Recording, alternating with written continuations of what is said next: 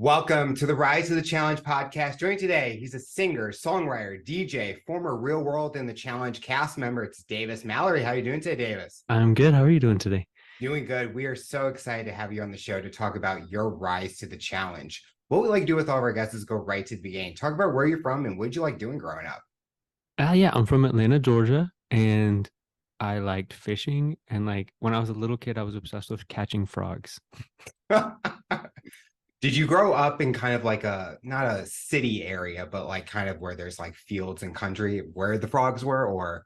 Yeah, I mean, I grew up in the suburb of North Georgia, but if you're familiar with Atlanta, there's like a really big river that runs through it, the Chattahoochee River. So there's just a lot of water life to do. I mean, it's based around a river city, so there's a lot of frogs. Why did you feel that that was something that you enjoyed doing? Was there I something don't know. about I the mean, frog? I was just in Atlanta this weekend, and I was telling my cousins are Swedish and they were visiting me, and I was telling them that like I was obsessed with frogs. I used to draw them all the time, and I would spend countless hours trying to catch this one frog in my neighborhood that I never caught. And I finally think I just like caved and bought one at PetSmart. Now, today, would you go out there and try to catch a frog, or like you said, go to PetSmart, just buy it and have it the easy way? I honestly think I wouldn't catch it. I think I have a different philosophy. I feel like they're better off where they live in the wild, but I still like to see them. As you're growing up, did you have anyone that was a huge motivator or inspiration for you? Yeah, I mean, different ones. I mean, my uncle managed Amy Grant, the pop country Christian singer, and so she was a big influence on my direction in music. I remember meeting her, and she was always very kind to me. Um, and then like I liked baseball stars a little bit. I'm not a huge baseball fan, but I remember like Chipper Jones and Darryl Strawberry being kind of like role models. Tim McGraw was a role model for me. I liked his career. Usher was a role model for me. I liked his music, and I grew up in Atlanta, so like the city of hip hop and rap. Um, I don't know. I feel like those are some. Will Smith, Zach from Saved by the Bell. Like a variety of like people were inspirational for me.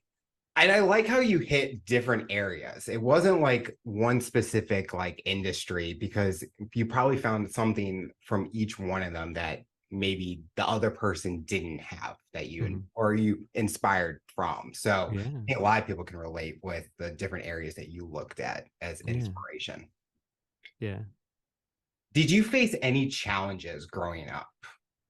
yeah. I mean, my parents got divorced when I was in fourth grade, and it was a dramatic divorce with a lot of just drama around it. So I feel like that really introduced my life at a young age to drama.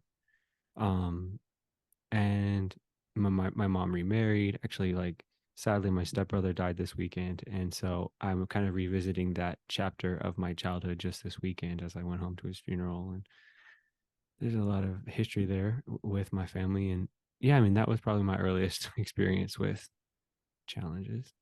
With growing up with divorced parents as myself, did it kind of be hard to kind of live the lifestyle you want as a kid, where you're going back and forth, or you're going with one parent more often than the other, which makes it challenging to be friends with certain kids in a certain area that you are in? Yeah, I mean, I feel like I felt like a little bit of an outsider in some ways because there was kids who didn't have that experience and they seemed to kind of have it more together. Um, I mean, my parents were mad at each other and kind of trash talking each other for some of my childhood. So I had a lot of like, whose side am I going to take drama? And I go visit my dad, and then my mom would kind of get mad about something my dad did, and then I would go visit my dad, and my dad would get mad about my mom. And so there was a lot of picking a side and trying to navigate not upsetting the two of them when I saw them, kind of keeping things to myself to try to keep the peace, that still exists. Yeah. This weekend my car broke down, and my dad was supposed to help me out and never came. And then my mom's like so opposite. She was like trying to help me from afar, and they have just very different perspectives. And then my mom was mad at my dad, and my dad got mad at my mom. It's like they still have the same perspective with each other that they had as kids. So that was probably one of the biggest problems of it. Did you have anyone that you could talk to about the things that you were going through, the struggles or the challenges facing within the household? I mean, probably my brother and sister. I have a brother and a sister and a stepsister and a stepbrother. I think we were all pretty close to each other about this experience we were sharing. I did have like a mentor. I was really involved with my church, and I went on a mission trip and we had an adult leader. And looking back, I think we were born just a couple of days apart from each other. So I think there was a lot of like him seeing himself in me, and he never had any sons. He only had two daughters, and I was friends with one of his daughters from school. So I think he kind of symbolically liked to think of me as his son. And he was someone I used to really share a lot of my experiences with, and kind of became like a symbolic father for me throughout some of the time when my relationship with my dad wasn't great. And I think he was definitely like there for me when it was dealing with my mom, because my mom was a little crazy going up. She's better now, but I think sometimes she was a little hard. We were just having that kind of teenage angst you get with your mom. Hmm. And my mom was the sole parent for the most part. And my dad and I were not close.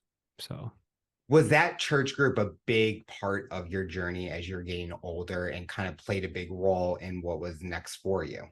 yeah, I think so. I mean, I really found a lot of enjoyment in the church. I mean, we went on mission trips to Mexico, Peru, Poland. I really enjoyed all of those experiences. I was in the church choir, so I sang, and I really loved. I later auditioned for like kind of like the best of the choir, and it was four guys and four girls, and I got in. So that was a privilege for me to get into it. And some of those guys got record deals and are still today like pretty well known in the music industry, especially Christian music industry. So that was something I really found inspired me and led me to go after music myself, was seeing these other guys succeed. Um, and I feel like I find a lot of peace in being religious. Like when things are tough, I go to bed and I pray, and I feel like peace in that, you know? So I think that I'm happy that that was how I was raised, you know? What was the big musical influence for you? Because now, looking at your career now, music plays a big part. But growing up, what were those musical influences for you? I mean, my uncle was a songwriter, my dad's brother, and he'd written music that was recorded by both Christian and country artists of name. Like Sixpence None the Richer recorded one of his songs, and Winona Judd recorded another one of his songs. So I kind of felt like it was in my blood a little bit. Um, my dad's brothers and my grandfather can play the guitar really well, but I never could. But I loved to sing. So I think that was like my skill within music. And then my dad's brother-in-law was an artist manager, and so he managed Amy Grant as well as some well-known. He managed Jordan Sparks for a little bit, Oh, the wow. American Idol star. He manages today Michael W. Smith, who's a long-standing Christian singer. So I kind of had like a touch of fame close to home with my dad's side of the family with music.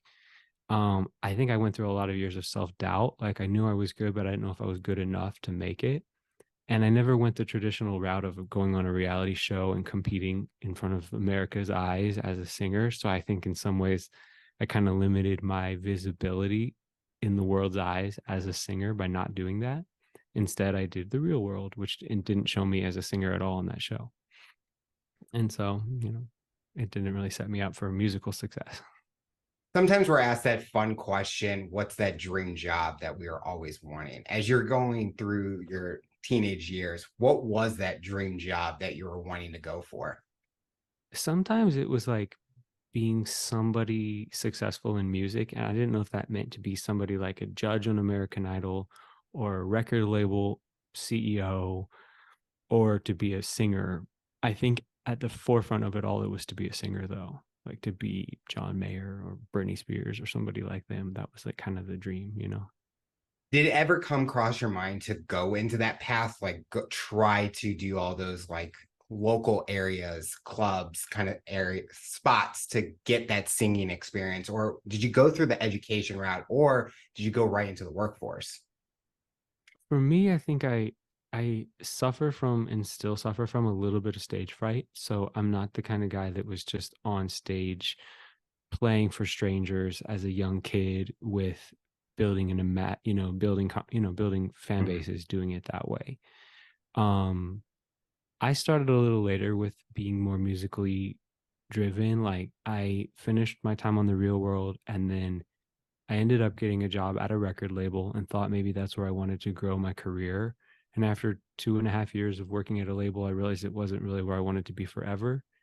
And during those 2.5 years, I started songwriting. And then I moved to Nashville as kind of like going to college in a sense of how to songwrite. And I would write with anyone who would write with me.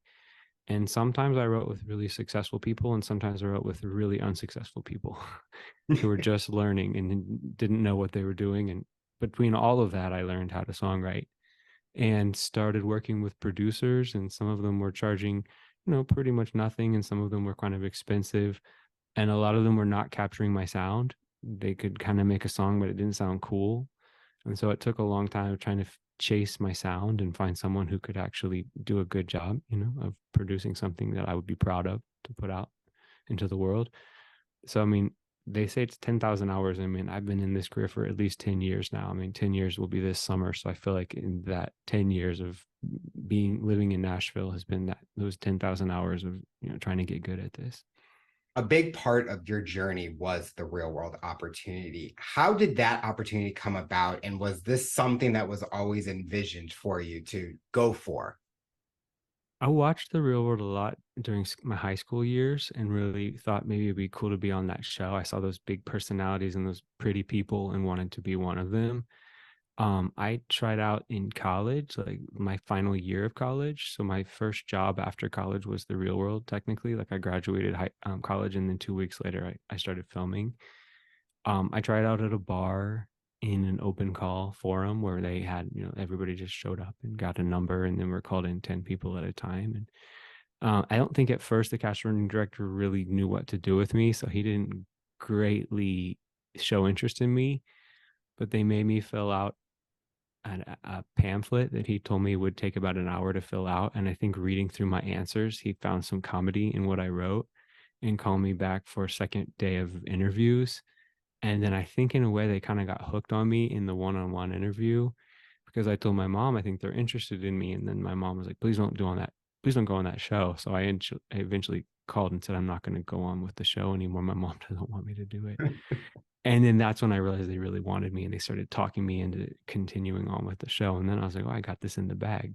So at that point forward, I knew that I had it. And even though it took me about 6 months to finally get an answer that they officially chosen me, I knew pretty early on, like, oh, they like me. So, yeah.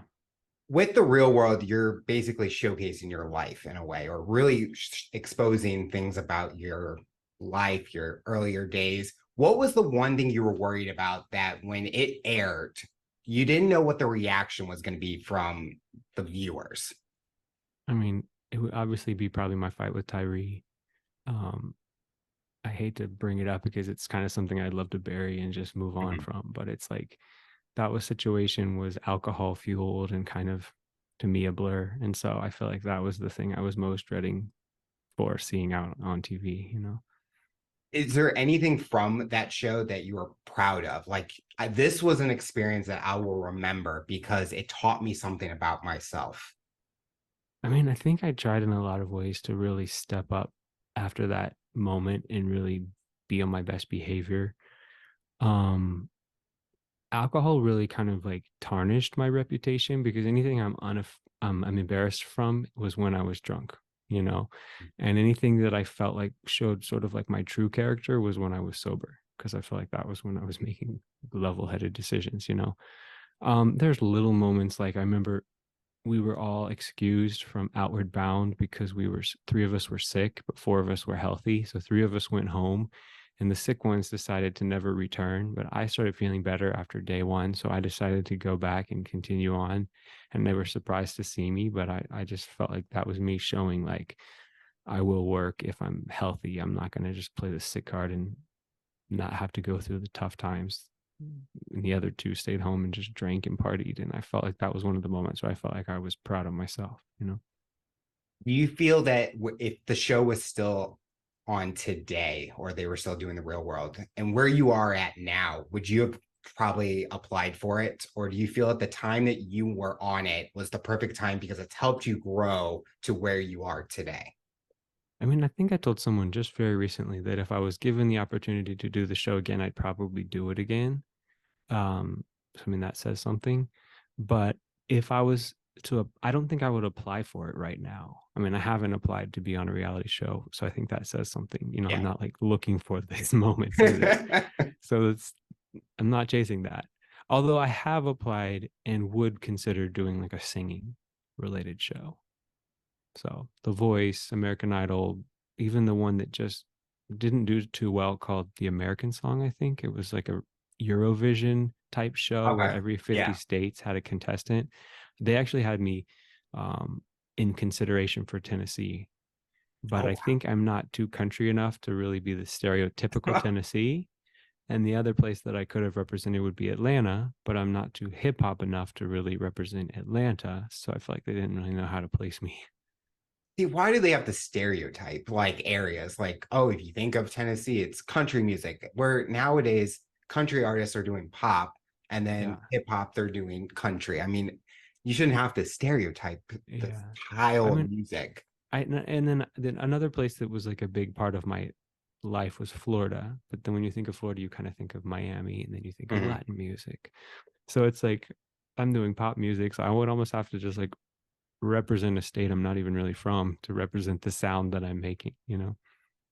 After the real world, you got some opportunities with the challenge. Did Mhm. you like that competitive side, or did you feel this is too much of a reality show with the whole aspect of backstabbing, lying, gameplay, all those kind of things? I didn't like the challenge as much as I liked the real world because the real world was really centered on just seven people and getting to know us for a long period of time. The challenge was centered around 30 or more people and Yeah. not really getting to know us and putting us just through difficult experiences that I often didn't do great at. So I wasn't really liking it as much. Do you feel that you made like real friendships off of that show, like the real Yeah, world or the challenge that you still talk to today? yeah, I mean, Siobhan, who I met on the challenge, is like a sister to me. She lives in Hawaii, and I fortunately get to go there a couple times a year to DJ. So I've seen her a lot over the last 2 years, more than ever, and I feel like we've become really nice friends. Brooke from my season of The Real World is my neighbor. She lives 2 miles from me, and I literally talk to her every day, and I see her every weekend. And Tyree and I are like better friends than any of the other guys. Like my stepbrother died and he text messaged me yesterday to say sorry about it. And like he of all the guys is my closest friend. And it's funny, we got in a fight and you would think probably the opposite, but of all the guys, he and I are like most in touch with each other. So and there's other people through the years like Tori, she married Brad. She's a close friend of mine. She used to live in Nashville and I would see her really often, but she moved to North Carolina, so I don't get to see her as often. But yeah, there's real friends there. Do you feel that that platform kind of has helped you gain a following and where they're learning more about you from that show, but also who you are today? It's kind of like you kind of showcase a new side of you today, but they also get to see another side that they're even learning even more. Yeah, I mean, I think there's still people that follow me on Instagram or Facebook that found me from the real world, you know, and I think that they are getting the opportunity to see me in my musical growth because that show, although I say this sometimes, my biggest fan base was on MySpace because that's dating me, but that's like what was that was what was around when I did the real world. And all those people did not carry over to Instagram and whatever else is new TikTok. So I had a big following on MySpace once, you know. When did you first think about wanting to become a DJ? Did you DJ earlier or did you kind of learn that skill over time? Yeah, I mean, so the whole career as a DJ came about because when I was younger, I used to make little CDs for my stepsister of songs that I wanted her to hear. Or like when I was dating people, I would usually do the same thing. I would like make a CD of like 10 songs I really wanted them to hear. And I feel like in that way, that's kind of what DJing was. It was like me playing songs for a room of people that I wanted them to hear those songs. I used to live in Chicago, and that's when I started to go to DJs for the first time, like Benny Benassi and Morgan Page and Cascade are some of the first ones I remember seeing live. I ended up getting a job in New York City at a record label that was the label for David Guetta and Swedish House Mafia, where I went to a ton of their shows. And I started dating a guy who was a DJ himself, and he knew I wanted to become one. I used to go up to DJs in clubs and just watch them over their shoulders and like introduce myself to them. And so I started making friends with a lot of them before I knew how to even do it. I was like a fan, so to speak, of what they were doing. And then for Christmas one year, my then boyfriend gave me DJ classes. And so I started on, I mean, I had a full-time job at a record label, but on the weekends I would go on Saturdays and learn how to DJ. And so my first job as a DJ was a frozen yogurt company's grand opening. And then my second job was like a prestigious nightclub called Pasha. They have one in Ibiza in New York's. Pasha had like every major famous, Avicii would play Pasha. So it was like a prestigious place and I was super nervous, but it was also good training wheels to get good at it. And when I moved to Nashville, I had these skills and I just kind of didn't find the scene to be the same here. Like we don't have quite the same DJ scene as New York. So I like got more into the corporate events and weddings, which is what I do right now for a lot of my DJ gigs, but I also play pool parties and prides and nightclubs and stuff like that too. Just kind of a collection of things. But yeah. I love that you kind of took that opportunity to network. I mean, just going up to having that courage to just go to that booth and just learn, because I think nowadays that's a huge thing that people should take advantage of any opportunity. And you did that and look at the career that you've had where you're even getting better each and every day when it comes to DJing. Yeah. I mean, I the thing that enters in my mind right now is Dan Brown, who passed away, was a friend of mine. And one time we were asked to give a school speech together, she and I. So we shared a stage. We had different things to talk about. But I remember her saying she really wanted to be a news anchor. And she encouraged anyone who had a dream to find someone who did that dream and to interview them and figure out how to get there. So for her, she met Katie Couric and later became friends with her. And so for me, I think that really probably is where the idea came from, was from DM. With the first time you DJ'd in a club setting, what was the mental mindset for you? Did you get nervous? Did the energy kind of take the nerves away and just more excitement after?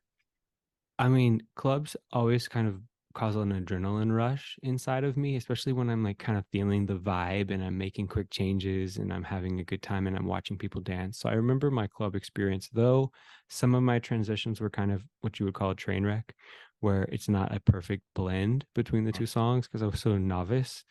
I do just feel like I remember being like super adrenaline because of the fun of it. Do you think people actually realize that it didn't blend during those times? I feel like the energy, probably drinking, everyone just enjoying their time. It's probably like, oh, he's amazing. I feel like when you're in a room at the moment, unless someone's making a long, horrible transition, you don't notice it if they're quick transitions. But when you go back and listen the next day with headphones on and you're critiquing yourself, that's when you can hear it. It's like not as obvious in the room sometimes.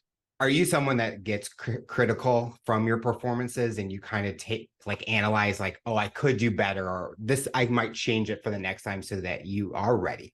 Yeah, I feel like this is going to be something that I will carry with until I die. Whenever I'm given the opportunity to perform, I will be stressed about it before I go on, and I will be critical about it when it's over.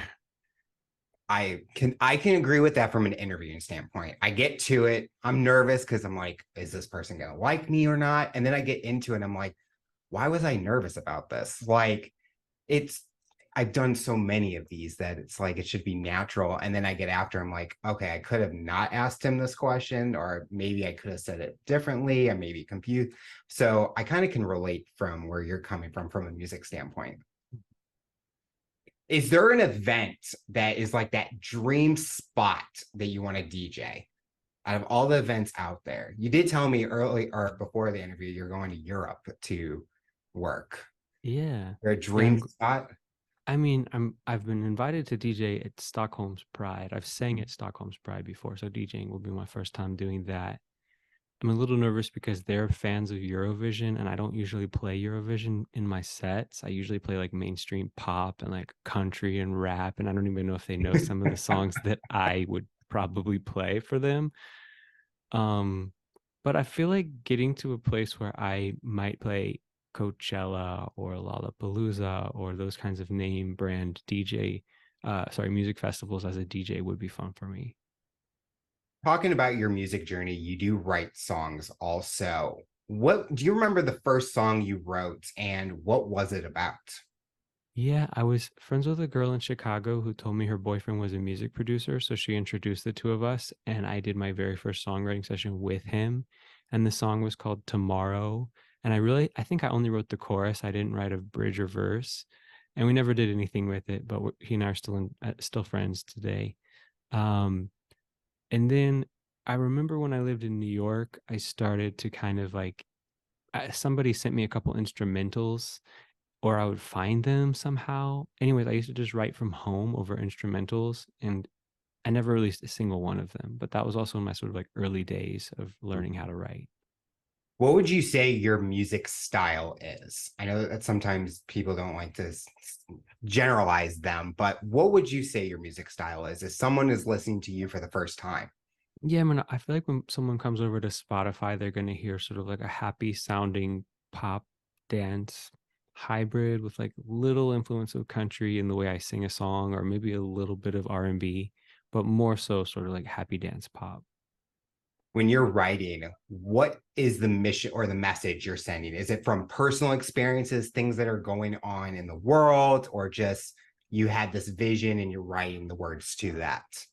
I feel like I write from kind of four different directions. Sometimes it's a romantic situation I'm in and in like drama, journaling it. Sometimes it's like to inspire others to be hopeful. I've written songs with sort of like faith-based, hope-filled messages. Sometimes it's like world events, like I'm writing about um the pandemic, for example, or Mhm. like, and then sometimes it's like party songs. It's just like let's have fun and let's celebrate and like let's have a good time.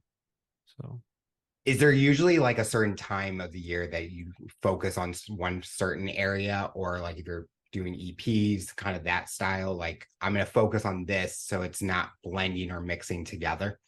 yeah, I mean, in my early days in Nashville, I would write sometimes every day of the week, and I burned out doing that. And I hear people burn out doing that. Hmm. And as I started, so my mom's half Swedish, and the more I started going to Sweden, I started feeling like, wow, these are really masterful songs. And admittedly, I don't write as much in Nashville as I used to, though I sometimes can write a really great song here. It feels like a little less as the songs in Sweden are. So now I just try to go there as often as I can. So like I have a trip planned this summer because I finally had a break from performing.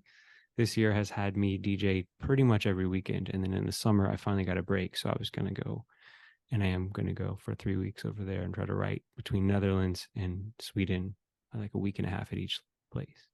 On that type of trip, what do you have like a goal for yourself on how many songs you hope to write to kind of prepare yourself for the rest of the year to kind of start producing it?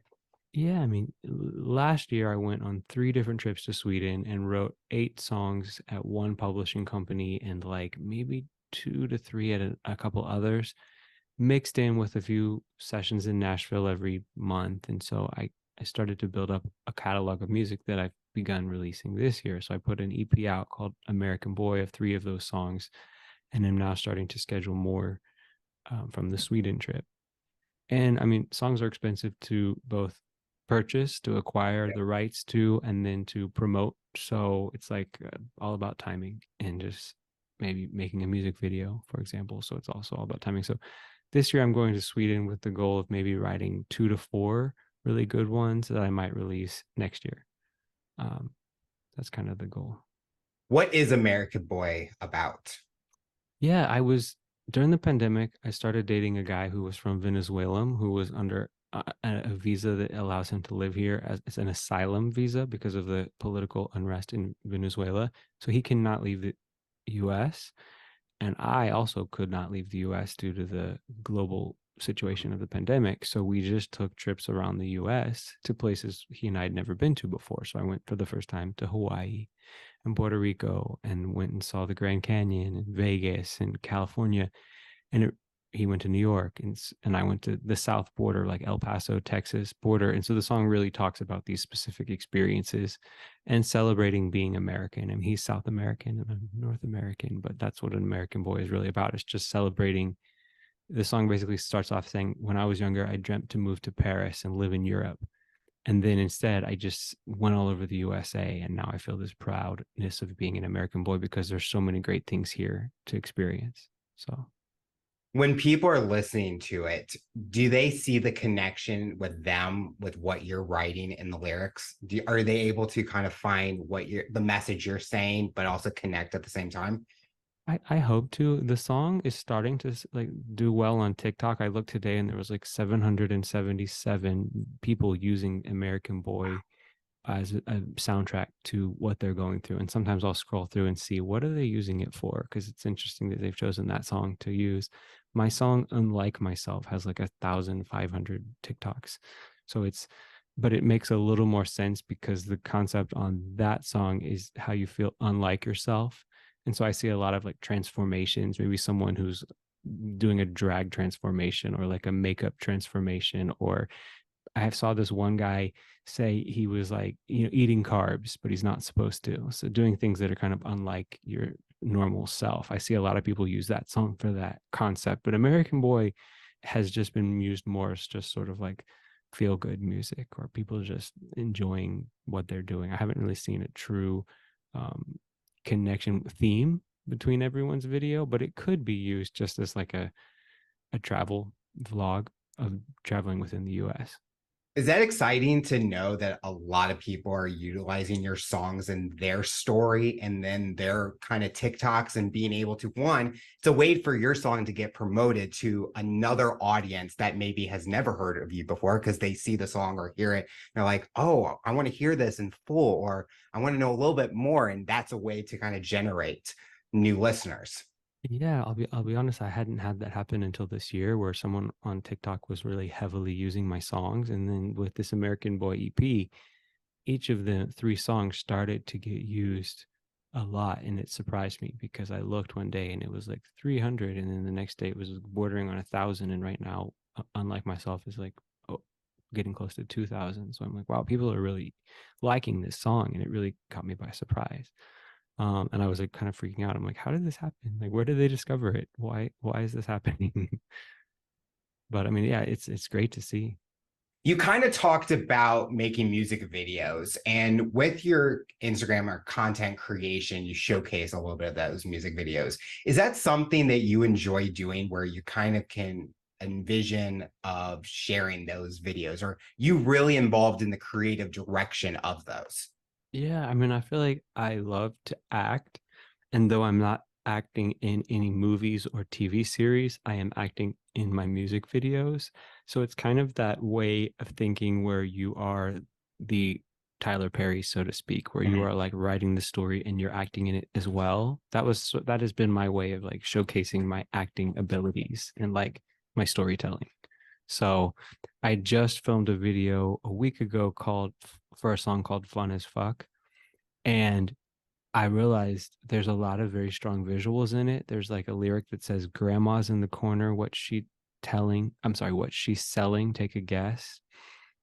And there's like another line where it's like too many blonde girls in the bar, and then a priest spray painted a wall.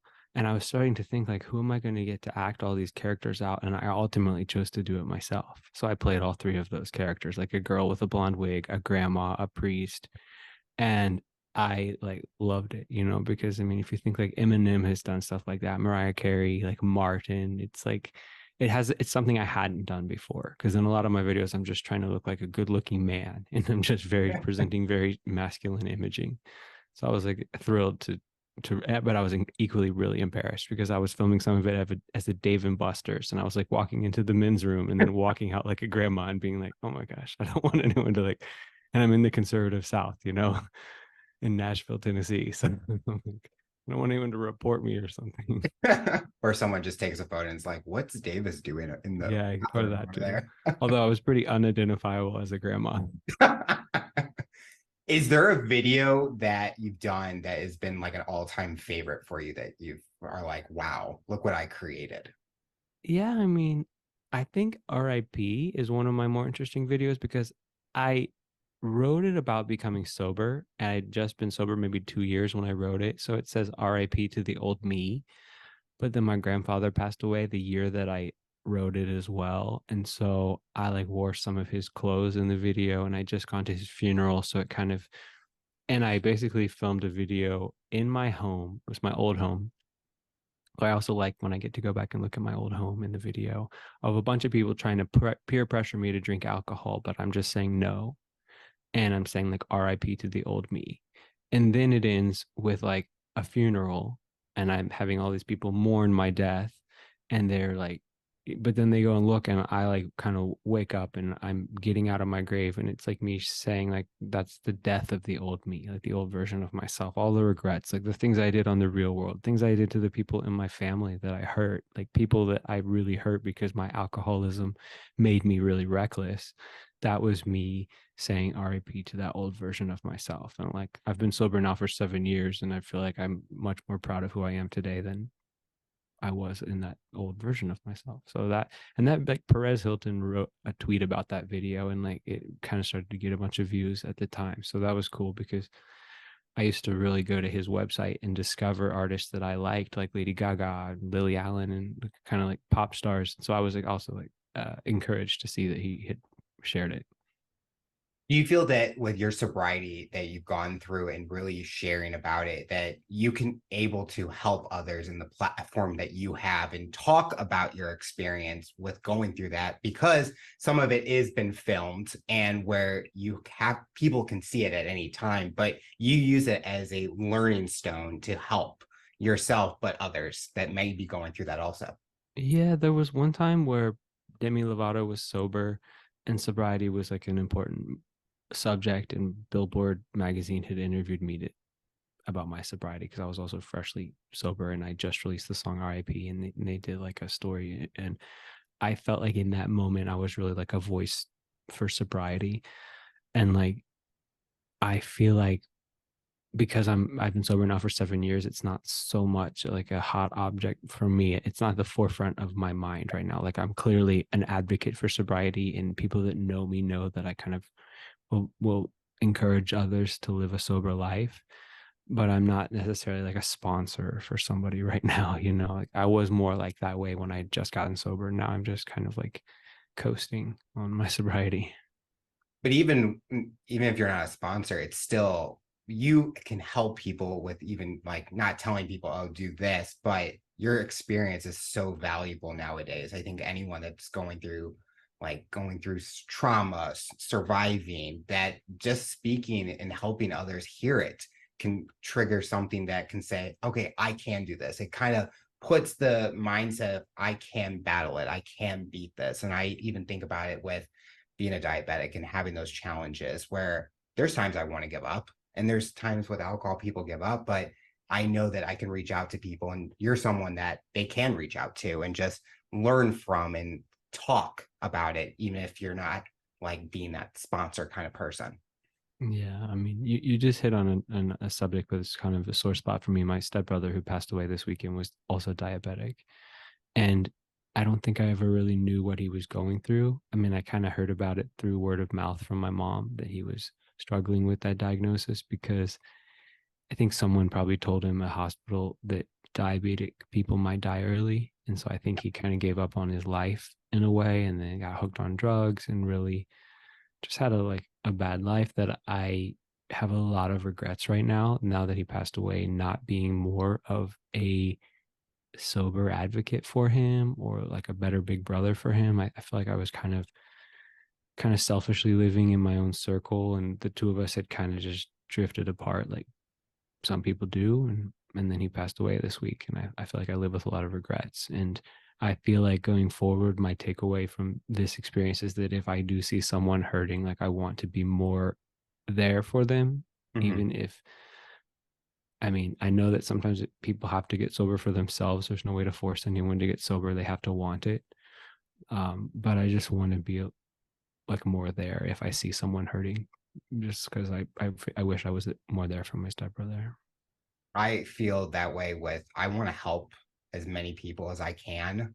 And even if it's minutes or hours, I will be there for people. And I try, even if I can't be at that exact moment. But I know you will be that person and help when you can and want to be there for people. So I see that just from talking to you for the short time, I can see that in your personality, that it's in you, that you have that kind Yeah. of helpful soul in you. Yeah. Is there anything in your career that you, in the future that you hope to do that you haven't gotten the opportunity to do yet? I feel like if the right acting opportunity landed in front of me, I would take it and run with it. When I first got to Nashville, like interestingly, I used to be in an acting school with Laverne Cox, the actress, in New York City, and a lot of the people in my class started to become successful and famous. And then I moved to Nashville, and I just chased music and kind of put acting aside. Mhm. And the few acting things I've done have been in people's music videos or in like low budget little student movies. And it hasn't really been something I've really exercised, but I actually love to act. And so I think if the right acting opportunity landed, I would take it. What kind of TV show or movie would you want to act in? I feel like something that aligns with my faith is important. Like something that's like leading humans to make poor choices isn't something I would feel comfortable doing. So I feel like that's in some ways, I think that's probably why I haven't taken part in anything because a lot of the stuff I watch today, I feel like it's very conflictual with who I am and what I would want to represent, especially as a sober person. And I feel like a lot of the reason that society suffers with addictions is because the movies glamorize it and make it Yep. sexy, and they don't really show a real well-rounded um, reality to it, you know? And I don't want to be in something that's just leading people because I feel like I would die and not feel proud of myself for doing something like that. So I feel like that's like the most important thing.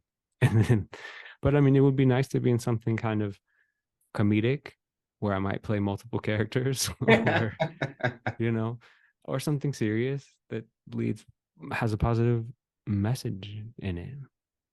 Something our listeners like to do is learn even more about the guests that we have. When you're not working, what is something that Davis likes to do on his free time? I feel like I know immediately the answer, and it's I play a lot of phone games. It's like my way of just killing time. Like I'm addicted to this game right now called Lemmings. It's like a Sony game. It's like super cheesy, but I play it whenever I'm bored. I also exercise. Like I'm a little addicted to exercising, but that was the first answer that came to my mind. I love that's the first time I've heard someone that like games on their phones and stuff. I mean, that's just there's so many like I could get addicted to it, but I remember Doodle Jump. I that's like middle school days for me, but the game where you just jump, I'm like, these are so fun. But now I look at it, I'm like, I'm barely playing a game on my phone. Do Yeah, you, it's a huge waste of time. And I think one day I'll probably try to quit it entirely. I'll be like, wow, I wasted so many hours of my life playing this game. But sometimes it's just like, it's kind of like meditation for me. It's just kind of like yeah. nice to just do nothing. With exercise, when you were on like the challenge and stuff, do you kind of look at that as okay, was I in physical shape then and or I'm trying to go for a new goal from a physical health and fitness standpoint now?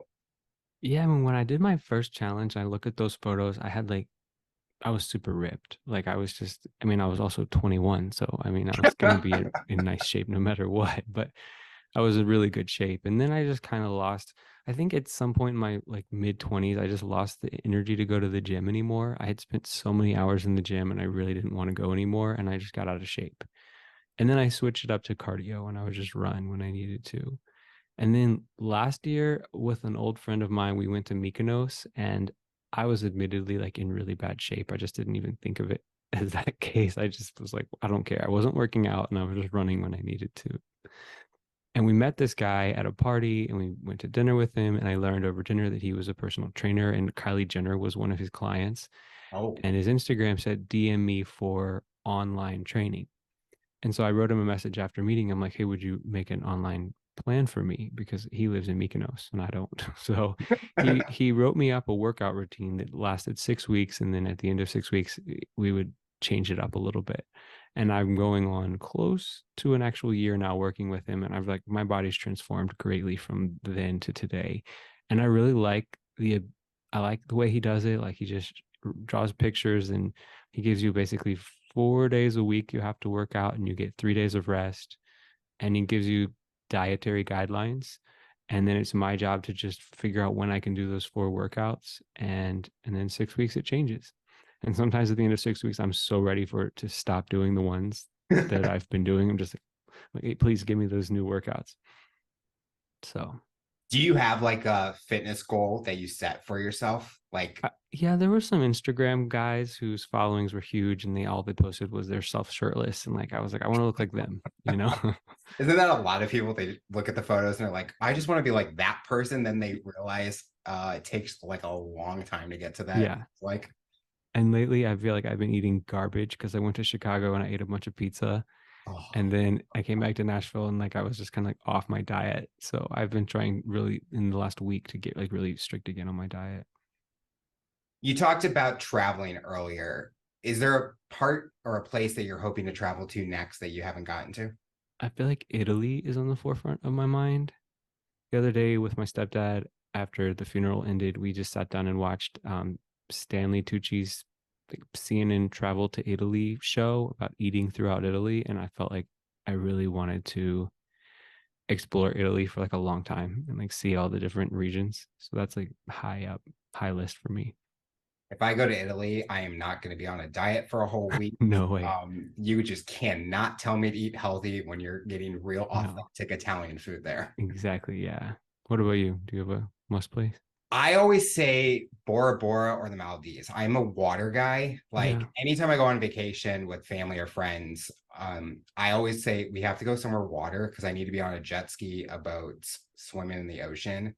But then Bora Bora, I mean, then again, you see the photos on like Instagram and stuff, and you're like, oh, I want to be there. And you know, you get there and it's not always like what you see, but that's like a dream destination. I just got to find a good Groupon for it. So, because it's expensive just to Yeah. Oh fly. yeah, look. Yeah, one of my close friends just went to Bora Bora a couple days ago, or a couple weeks ago. I meant, and it looked incredible, but it also looked incredibly expensive. Yeah. And you can go to like, what is it, an hour and a half from Miami to like one of those like sandals resorts where you get the tiki on the hut or the hut on the water, kind of like the movie Couples Retreat in a way. Yeah, I'm like, okay, I'll go there. That's a little bit yeah. better, but Where are you based, by the way? I'm in Missouri. So I'm like, Okay, nice. no water near me. No. Like you got the lake, the river, but you don't get that satisfaction. I mean, I'm going to LA soon. So I'm like, I was always in Florida. Now I'm going to the West Coast because that was always a dream to go there. But I think traveling, I need to do more of. I think the pandemic taught me go do all the things you want to do. Like, just like the money is not going to go with you when you die. You Yeah, got to go do it and make those memories and enjoy. yeah, it's true.